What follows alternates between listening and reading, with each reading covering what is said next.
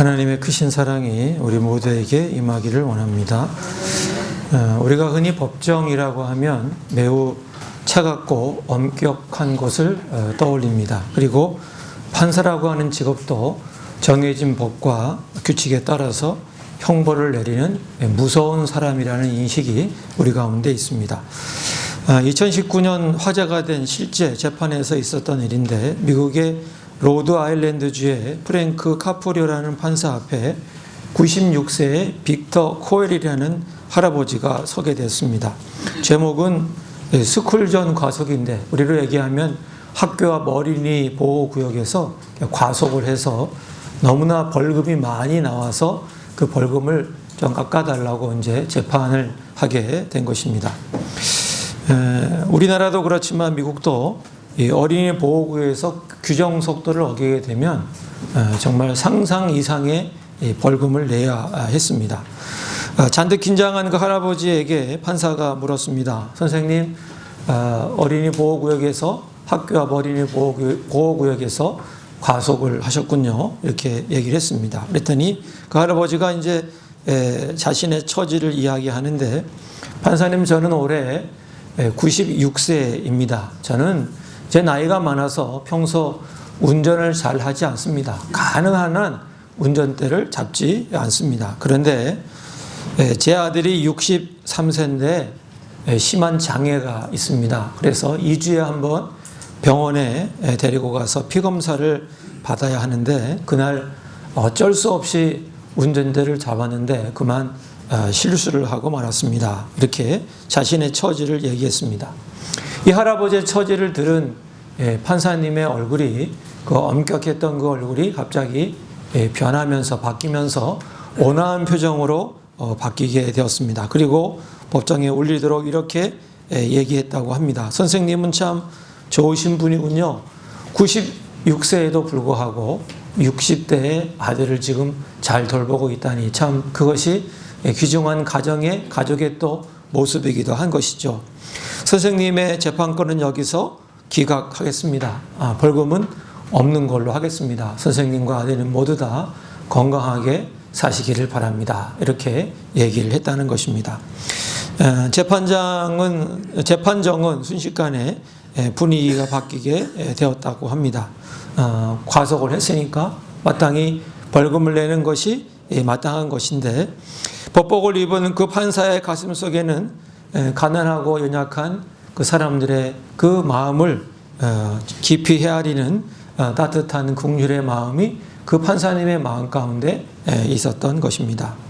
그러나 우리는 사람을 만나면 만날수록, 사람을 오래 알면 오래 알수록 처음과는 다른 그 사람의 모습을 알게 되는 것 같습니다. 처음에는 무섭기만 했던 사람이 점점 시간을 지내서 알고 보니까 따뜻한 사람이었다는 것을 알게 되기도 하고, 어떤 경우는 매우 까다로운 사람이구나 하는 것을 느꼈는데 점점 알게 되고 오래 만날수록 이분이 참 배려가 있는 분이구나 하는 것을 알게 되는 경우가 많이 있습니다. 사람과의 만남만이 아니라 하나님과의 만남도 마찬가지인 것 같습니다. 우리는 하나님을 믿고 신앙생활 하면서 내가 이 정도면 하나님을 다 알고 있지라고 생각하는 경향이 있습니다. 그러나 하나님은 우리가 생각하는 것보다 훨씬 좋은 분이고, 하나님은 우리가 아는 것보다 훨씬 아름다운 분이십니다. 우리가 오늘 읽은 레위기 5장의 속죄제 규례를 가만히 살펴보면 하나님이 어떤 분이신지 반전을 거듭하면서 우리에게 말씀해 주고 있습니다. 우리는 흔히 레위기라고 하면 이 죄를 지으면 이렇게 벌을 받아야 하고, 저 죄를 지으면 이렇게 무슨 제물을 드려야 한다고 하는 그러한 율법적인 책으로만 우리가 생각하는 경향이 있습니다. 그렇지만 오늘 본문의 말씀을 좀 깊이 살펴보면 그 중에 우리가 생각하지 못한, 짐작하지 못한 하나님의 모습이 오늘 본문 가운데 드러나게 됩니다. 오늘 본문 가운데 담긴 세 가지 하나님의 얼굴을 통해서 우리가 미처 알지 못했던 하나님의 그 속마음을 다시 깊이 알고 만나는 귀한 은혜가 우리 가운데 있게 되기를 예수님의 이름으로 축복합니다. 첫 번째, 하나님의 얼굴은 공의와 거룩하신 하나님입니다. 오늘 우리가 읽은 말씀 가운데 5절과 6절의 말씀을 함께 다시 뜻을 생각하며 함께 읽겠습니다. 이 중 하나에 허물이 있을 때에는 아무 일에 잘못하였노라 자복하고 그 잘못으로 말미암아 여호와께 속죄제를 드리되 양떼의 암컷 어린 양이나 염소를 끌어다가 속죄제를 드릴 것이요 제사장은 그의 허물을 위하여 속죄할지니라. 우리가 아까 읽었지만 1절부터 4절까지 그 말씀해 보면 우리가 일상생활에서 범하기 쉬운 죄의 이야기가 나옵니다. 누군가의 잘못을 보고도 모른 척하는 것도 하나님 앞에 죄라고 얘기하고 있고, 또 부지 중에 다시 얘기하면 무의식 중에 지은 죄도 하나님 앞에서는 죄라고 얘기를 하고 있습니다. 그리고 함부로 말하고 함부로 하나님께 맹세했던 것도 다 하나님 앞에는 죄가 된다고 말씀하고 있습니다. 하나님은 이런 죄를 하나하나 짚으시면서 이 죄를 용서받기 위해서는 너희들이 속죄 제물을 가지고 와야 한다고 말씀을 합니다. 어떤 제물이냐면 6절에 보면 어린 양이나 염소의 새끼를 가지고 와라 이렇게 얘기를 하고 있습니다. 와서 피를 흘려야만이 죄가 사함받는다는 것입니다. 죄를 지었으면 그냥 안 된다는 것이죠. 죄를 지었으면 거기에 합당한 제물을 가지고 와서 하나님께 그 용서를 구해야만이 너희들의 죄가 용서되고 너희들의 죄가 해결된다고 하는 하나님의 아주 엄격한 율법을 말씀을 하고 있는 것입니다. 사랑하는 성도 여러분, 이것이 우리가 하나님을 처음 만났을 때 또는 신앙생활을 할 때 알게 되는 하나님의 모습입니다. 죄를 너무나 더 싫어하시는 하나님, 그리고 아주 작은 죄라도 결코 대충 넘어가지 않으시는 하나님, 엄격하고 거룩하신 그 하나님의 모습을 우리가 알게 됩니다. 사도 바울도 로마서 6장 23절 상반절에서 이렇게 얘기하고 있죠. 같이 읽을까요? 죄의 삭은 사망이요. 죄를 지었으면 그 결과, 그 삭은 결국은 사망으로 이어진다는 것을 성경은 얘기하고 하나님은 죄에 대해서 엄격하신 분이라고 말씀을 하고 있습니다. 우리 주변을 돌아보면 많은 성도님들이 이런 하나님을 믿고 있습니다. 하나님은 거룩하신 분, 하나님은 엄격하신 분, 하나님은 죄를 싫어하시는 분, 이렇게 우리가 믿고 살아가십니다. 그래서 때로 어떤 경우들은 이런 두려움과 걱정들이 있어요. 이번 주일에 예배를 빠지면 하나님께 벌을 받지는 않을까? 혹시 내가 11조를 빼먹으면 내 사업이 잘 풀리지 않고 망하게 되는 것은 아닐까? 이런 걱과 두려움이 마음 가운데 있습니다. 죄를 지으면 벌을 받고 헌금을 하거나 회개를 해야만 다시 용서를 받는다는, 어떻게 보면 하나님과 거래를 하는 그러한 신앙을 하고 있는 분들이 상당히 있습니다. 물론 이런 신앙의 모습이 나쁘지만은 않습니다. 왜냐하면 이렇게 하나님을 믿는 분들은 하나님을 그래도 두려워할 줄 알기 때문입니다. 죄를 가볍게 여기지 않고 하나님의 거룩하심 앞에 우리의 삶을 돌아보면서 우리의 죄를 돌아보며 하나님께 회개하고 주님을 두려워하며 주님께서 원하시는 길을 가려고 하는 그런 마음이 그 심령 가운데 있기 때문입니다. 내 마음대로 살아가는 것이 아니라 하나님이 정하신 그러한 규칙을 따라 살아가려고 애쓰기 때문에 주님께서는 그러한 모습도 귀하고 기쁘게 받아 주실 것입니다. 어떻게 보면 우리의 신앙은 이 거룩하신 하나님에 대한 경외심에서 출발하는지도 모릅니다. 여러분, 하나님을 두려워할 줄 알고 거룩한 하나님을 믿고 그 하나님을 섬기며 살아갈 수 있는 여러분 되시기를 예수님의 이름으로 간절히 축복합니다. 여러분, 그러나 우리가 기억해야 할 사실이 있습니다. 그것은 하나님은 분명 거룩하신 분이시고 하나님은 분명히 죄를 미워하십니다. 그러나 하나님은 거룩하시기만 하신 분은 아니라는 것입니다. 하나님은 우리가 평생토록 벌 받을까 봐 벌벌 떨며 두려움 가운데 살기를 주님께서는 원하시지 않습니다. 거룩하고 엄격한 이 재판장이라는 이 첫 번째 하나님의 얼굴 너머에 하나님이 보여주고 싶어 하시는 더 깊은 하나님의 속마음이 있습니다. 그 마음이 무엇일까요? 7절에 넘어가면 하나님의 그 놀라운 모습을 또 우리가 발견하게 되는데, 두 번째 우리가 살펴볼 것은 우리의 형편을 헤아리시는 긍휼의 하나님이십니다. 우리 7절 말씀 우리 같이 함께 읽겠습니다. 만일 그의 힘이 어린 양을 바치는 데에 미치지 못하면 그가 지은 죄를 속죄하기 위하여 산비둘기 2마리나 쥐비둘기 새끼 2마리를 여호와께로 가져가되 하나는 속죄 제물을 삼고 하나는 번제물을 삼아. 우리가 앞에 6절까지 말씀을 읽을 때는 좀 숨이 턱 막히는 것 같습니다. 죄를 지으면 반드시 어린 양 또 염소 새끼 비싸게 돈 들여서 갖다가 드려야만이 내 죄가 해결되는구나. 그런데 7절에 접어들면서 성경은 예상하지 못한 하나님의 모습을 보여주고 있습니다. 7절 이렇게 시작하죠. 만일 그 힘이 어린 양을 바치는 데에 미치지 못하면. 그 당시 어린 양 염소 새끼 상당히 비싼 가축이었습니다. 하루하루 먹고 살기 힘든 가난한 사람들에게는 바치기 갖다가 하나님께 드리기가 좀 벅찬 제물이었습니다. 그런데 하나님은 이들에게 빚을 내어서라도 그것을 꼭 가져와야 한다고 윽박지르지 않으셨습니다. 대신 산비둘기 2마리나 쥐비둘기 새끼 2마리를 가져오라고 얘기합니다. 그 당시 비둘기는 산에서 쉽게 잡을 수 있는, 가난한 사람들이 쉽게 얻을 수 있는 그러한 가축이었던 것입니다.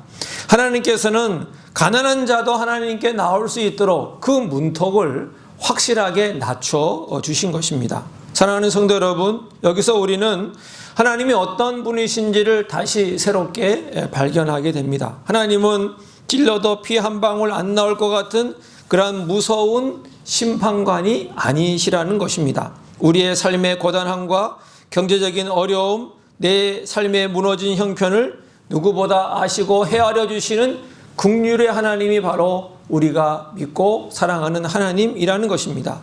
무조건 하나님이 정해놓으신 법의 테두리 안으로 우리를 억지로 끼워 맞추시는 분이 아니라, 그래 내 형편이 지금 많이 어렵구나, 지금 너의 마음이 어떤지 내가 잘 알고 있다, 내가 내 눈높이에 맞춰주마 하시면서 은혜의 문을 넓혀주시고 하나님께로 가는 길을, 그 길목을 낮춰주시는 분이 바로 하나님이십니다. 여러분, 이런 긍휼의 하나님을 만나게 되면 우리의 신앙생활이 놀랍게 변화가 됩니다. 우리 거룩하고 공의로우신 하나님만 알고 신앙생활할 때는 두려워서 벌받을까 봐 하나님을 섬기는 모습이었다면, 이제 주님께서 내 형편을 아시고 내 마음을 아시고 나를 이해해 주시고 내게 은혜와 긍휼을 베풀어 주시는 그 하나님을 내가 알게 된다면 이제는 하나님과 친밀하게 되고 하나님께 감사를 드리며 신앙생활을 할 수 있는 것입니다. 힘들고 억울한 일이 있을 때 하나님께 나가서 내 사정을 주님께 토로하며, 하나님 내가 지금 이렇게 힘듭니다, 이렇게 지금 어려운 가운데 있습니다, 하나님 내 마음을 좀 헤아려 달라고 주님께 엎드려 내 사정을 주님께 토로하며 주님께 나아갈 수 있는 그러한 인격적인 신앙으로 나아갈 수 있게 되는 것입니다. 시편 103편 13절 14절 말씀 같이 한번 읽겠습니다. 아버지가 자식을 긍휼히 여김같이 여호와께서는 자기를 경외하는 자를 긍휼히 여기시나니 이는 그가 우리의 체질을 아시며 우리가 단지 먼지뿐임을 기억하심이로다. 하나님께서는 아버지가 그 자녀를 긍휼히 여기시는 것 같이 우리를 긍휼히 여겨주신다. 우리가 어떤 처지에 있는지, 어떤 형편에 있는지, 우리의 모습이 어떤지 주님께서는 너무나 잘 알고 계신다고 우리에게 말씀하고 있습니다. 여러분, 우리 매일의 삶 가운데서 이 긍휼의 하나님, 우리 형편을 아시는 하나님, 우리의 처지를 너무나 잘 알고 아시는 그 하나님을 섬기며 살아갈 수 있는 저희 모두가 될 수 있기를 원합니다. 우리의 연약함을 품어주시는 그 하나님, 그래서 우리의 형편, 어려운 형편, 우리의 팍팍한 우리의 삶의 무게, 내 아픔과 눈물을 다 알고 계시는 그 하나님을 내 아버지로 섬기고 주님께 나가 기도하며 주님과 대화하며 주님과 소통하며 살아갈 수 있는 우리 믿음의 사람들의 삶이 되기를 원합니다. 하나님은 우리의 그 진실한 눈물과 간구를 지금도 다 아시고 따뜻한 눈빛으로 다 받아주시는 분이십니다. 우리의 체질을 아시고 또 먼지 같은 우리 연약함을 기억하시는 그 따뜻한 하나님의 품에 안겨서 날마다 하나님의 사랑을 받고 위로를 받고 다시 새 힘을 얻는 우리 모든 믿음의 사람들이 되시기를 예수님의 이름으로 간절히 축복합니다. 그런데 하나님의 은혜는 여기에서 멈추지 않습니다. 우리 형편을 봐주시고 우리를 이해해 주시는 그 하나님만도 너무나 감사한데, 오늘 본문 11절로 넘어가 보면 우리의 상식을 완전히 뛰어넘는 파격적인 하나님의 모습을 우리가 또 만날 수가 있습니다. 우리 11절 말씀 함께 읽겠습니다. 만일 그의 손이 산비둘기 2마리나 집비둘기 2마리에도 미치지 못하면 그의 범죄로 말미암아 고운 가루 10분의 1 에바를 예물로 가져다가 속죄 제물로 드리되 이는 속죄제인즉 그 위에 기름을 붓지 말며 유향을 놓지 말고. 우리는 방금 비둘기를 허락하신 긍휼의 하나님을 만났습니다. 그런데 만약 이 비둘기를 살 돈조차 없는 정말로 가난한 극빈자라면 어떻게 해야 할까요? 오늘 금방 읽은 말씀 11절에 보면 하나님께서는 아주 충격적인 말씀을 해주고 있는데, 비둘기도 준비하기 어려운 사람은 밀가루 한 움큼 가지고 와라, 이렇게 말씀을 하십니다. 물론 밀가루 한 움큼 가지고 오라고 하는 말은 하나님이 더 낮추어서 우리의 형편을 아시는 그런 하나님이시면서도 이 밀가루를 가지고 와서 너의 죄 문제를 해결하라고 하는 말씀은 단순히 우리의 형편을 헤아려 주시는 것을 넘어서는 것입니다. 왜냐하면 성경 전체를 보면 여러분도 다 아시는 것처럼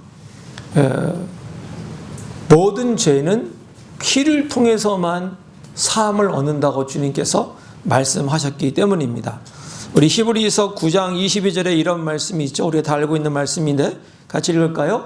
율법을 따라 거의 모든 물건이 피로써 정결하게 되나니 피 흘림이 없은즉 사함이 없느니라. 우리가 너무나 잘 알고 있는 말씀이죠. 피 흘림이 없으면 죄를 사함이 없다는 것이 하나님의 원칙이고 하나님의 법이고 하나님의 말씀입니다. 그래서 모든 속죄 제물은 피를 흘릴 수 있는 동물을 하나님께 가지고 와서 피를 흘려야만 자신의 죄가 용서받습니다. 어린 양, 염소 새끼, 아니면 집비둘기, 산비둘기 이렇게 피를 흘릴 수 있는 제물을 가져가야 그 피를 통해서 우리의 죄가 용서받는 것이 구약의 말씀인 것이죠. 그런데 하나님이 마지막에 뭘 가져오라고 얘기하십니까?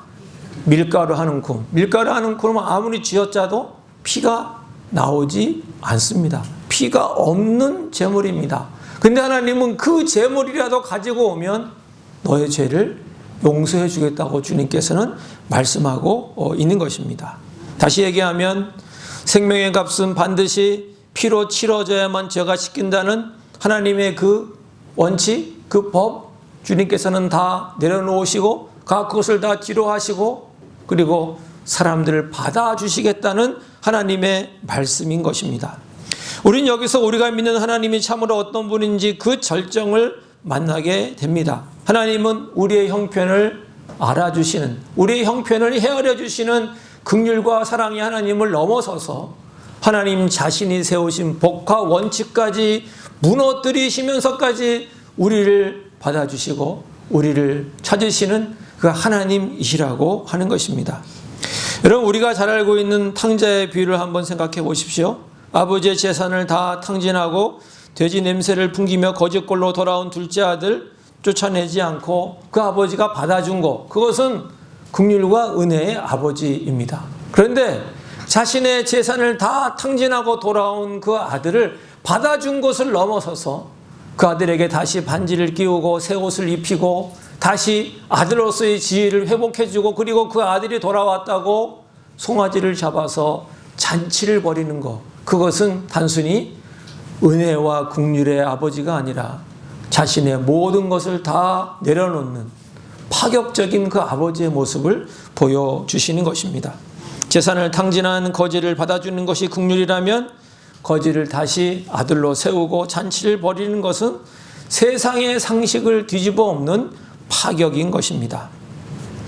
여러분, 훗날 예수님께서 십자가에서 우리를 위해서 찢겨 주셨습니다. 구약의 말씀은, 우리가 오늘 읽은 말씀은 너희가 죄를 지으면 죄를 용서받기 위해서 어린 양을 가지고 와야 한다. 집비들을 가져와야 된다. 그리고 밀가루 한 움큼이라도 가지고 와야 된다. 그것을 제물로 드려서 너희들의 죄를 해결하라고 하신 하나님께서 신약에 보면 우리에게 아무것도 요구하지 않으십니다. 그리고 하나님이 오히려 제물이 되셔서 십자가에 달리셨습니다. 그리고 우리의 죄를 다 해결하시고 우리에게 그것을 믿으라고 말씀하고 계시는 것입니다. 이 놀라운 파격의 하나님을 만난 우리의 신앙은 어떠하는 것이 좋을까요? 여러분, 우리가 지금 예배당에 나와서 우리의 죄를 위해 양을 잡습니까? 비둘기를 잡습니까? 아니면 밀가리를 가지고 와서 주님께 드리면서 우리의 죄 문제를 해결해 달라고 우리가 얘기합니까? 아닙니다. 우리는 그 어떤 대가도 지불하지 않습니다. 우리를 위해 십자가에 달리신 그 예수님을 믿기만 하면 우리의 모든 죄는 다 용서받고 하나님께서 우리를 받아주신다는 그 은혜를 우리가 받게 된 것입니다. 여러분, 이것은 어떻게 보면 세상의 상식으로 보면 맞지 않고 도저히 계산할 수 없는 이야기입니다.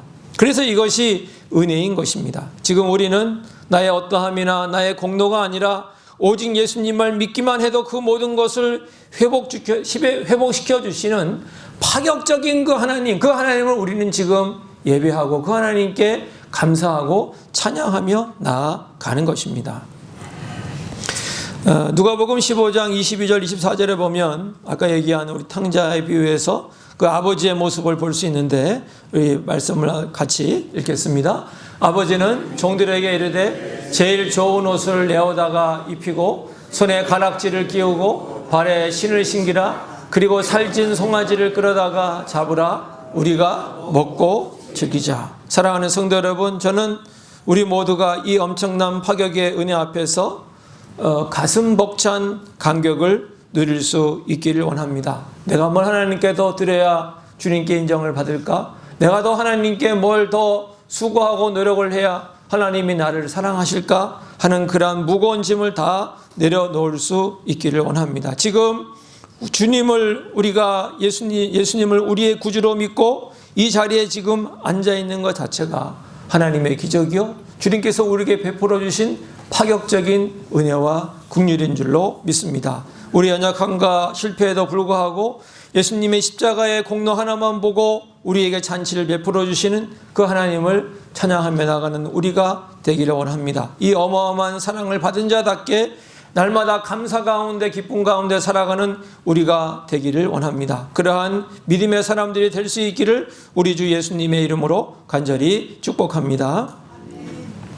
세계 제2차 대전 당시 악명 높았던 여러분 아우슈비츠 수용소에서 있었던 실화인데 어느 날 수용소에서 한 명이 그 수용소를 탈출하는 사건이 벌어졌습니다. 수용소의 규칙은 뭐냐면 한 명이 탈출하면 그 수감자 중에 10명이 아사감방, 다시 말하면 음식을 주지 않아서 굶어 죽는 감방에 10명이 갇히게 돼서 죽음을 맞이해야 하는 것이었습니다. 독일군 장교가 무작위로 10명을 지목을 했습니다. 그 사람들은 이제 굶어 죽는 감방에 들어가서 굶어 죽을 때까지 그 감방에 있다가 죽음을 맞이하게 되는 것입니다. 근데 그 중에 한 명이, 지목받은 한 명이 프란치셰크라고 하는 사람인데 이 사람이 바닥에 주저앉아서 오열하기 시작합니다. 저는 안 됩니다. 저는 죽을 수 없습니다. 아직 저를 기다리는 아내가 있고 제 아이들이 있습니다. 제발 저를 살려주십시오라고 막 오열을 했습니다. 그 비참하고 절망적인 순간에 수감자들의 대열 가운데 한 사람이 조용히 걸어 나와서 독일군 장교에게 이렇게 얘기했습니다. 저 사람에게는 가족이 있습니다. 나는 가족이 없으니 대신 저 사람을 대신해서 제가 죽겠습니다. 콜베라고 하는 사람이었습니다. 결국 나중에 이 콜베라는 사람은 프란치셰크를 대신해서 이 아사 감방으로 끌려가서 결국은 굶어서 생을 마감하게 되었고 프란치셰크라는 사람은 극적으로 목숨을 건지게 되었습니다. 그리고 그 이후에 전쟁이 끝난 다음에 이 프란치셰크는 살아남게 되었고 가족의 품으로 돌아가서 93세까지 행복하게 삶을 살았다는 것입니다. 여러분, 근데 그 사람의 그 남은 평생을 그가 어떻게 살았겠습니까? 자신을 대신해서 죽은 그 콜베라고 하는 사람을 결코 잊지 못하고 살았죠. 그래서 해마다 그 수용소에 가서 자신을 대신해서 죽음을 선택하고 자신을 살려준 그 사람에게 해마다 가서 감사를 하고, 그리고 전 세계 돌아다니면서 나는 죽어야 할 죄인이었으나 나를 대신해서 죽어주신 그 사람 때문에 나는 지금 살게 되었고, 나는 이렇게 행복하게 살아가고 그 사람 때문에 나는 너무나 감사하며 살아간다는 것을 간증하며 그는 평생을 살았다고 합니다. 사랑하는 성도 여러분, 이 프란치스코가 경험한 기적보다 훨씬 더 위대하고 엄청난 파격의 주인공이 어떻게 보면 저와 여러분들입니다. 여러분, 레위기 5장은 어떤 제물을 드려야 하는지를 말하는 정도의 말씀이 아닙니다. 하나님이 어떤 분인지를 보여주시는 말씀입니다. 죄가를 엄격하게 물으시는 거룩하고 공의로우신 하나님, 그러나 가난하고 연약한 우리의 처지를 아시고 비둘기를 허락하시며 우리의 처지에 눈높이를 낮춰주시는 긍휼의 하나님, 그리고 마침내 비둘기조차 살 수 없는 우리를 위해 하나님이 정하신 법마저 내려놓으신 파격적인 은혜의 하나님입니다. 우리가 하나님께 가까이 갈수록 하나님은 점점 더 무서운 분이 아니라 하나님은 점점 더 놀라운 은혜의 하나님이요, 따뜻한 하나님이요, 아름다운 하나님이요, 우리가 아는 것보다 훨씬 더 좋은 하나님인 것을 우리가 알게 되는 것입니다. 그리고 그 끝에는 바로 예수 그리스도의 십자가가 있습니다. 사랑하는 성도 여러분, 우리는 이 놀라운 하나님의 파격적인 은혜를 입은 사람들입니다. 주님께서 우리에게 벌금 몇 푼 내준 것이 아닙니다. 우리의 형편을 불쌍히 여겨 위로의 말 몇 마디 건네준 것이 아닙니다. 하나님께서 우리를 위해 자신의 전부를 내어 주셨습니다. 그렇다면 이 어마어마한 십자가의 은혜를 받은 우리의 신앙의 삶은 어떻게 하는 것이 아름다운 모습이겠습니까? 더 이상 주일 빠지면 벌 받지 않을까? 내가 헌금을 덜해서 복을 못 받는 건 아닐까 하는 그러한 두려움의 신앙에서 이제는 벗어날 수 있기를 원합니다.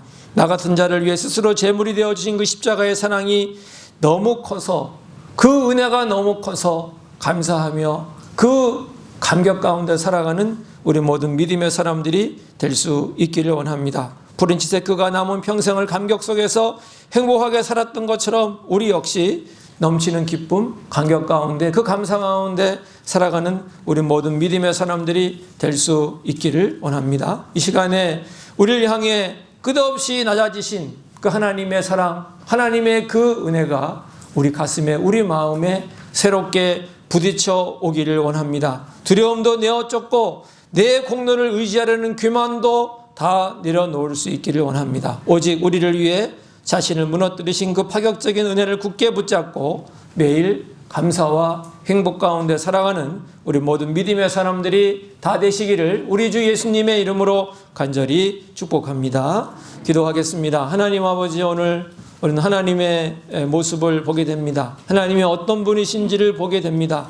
하나님은 거룩한 분, 하나님은 죄를 절대 허락하지 않으시는 그런 분이시지만, 그런 분으로만 끝나는 것이 아니라 우리의 처지와 우리 형편을 알고 눈높이를 낮춰주시는 하나님이시고 긍휼의 하나님이신 줄 우리는 오늘 말씀을 통해 배웠습니다. 하나님은 우리 형편을 아시는 분 정도가 아니라 자신의 원칙과 법까지 내려놓으시면서까지 우리를 품으시고 안아주시고 우리에게 파격적인 은혜를 베풀어 주시는 그 하나님이신 줄 우리가 다시 새롭게 확인하였습니다. 하나님, 우린 그런 은혜를 받은 사람들입니다.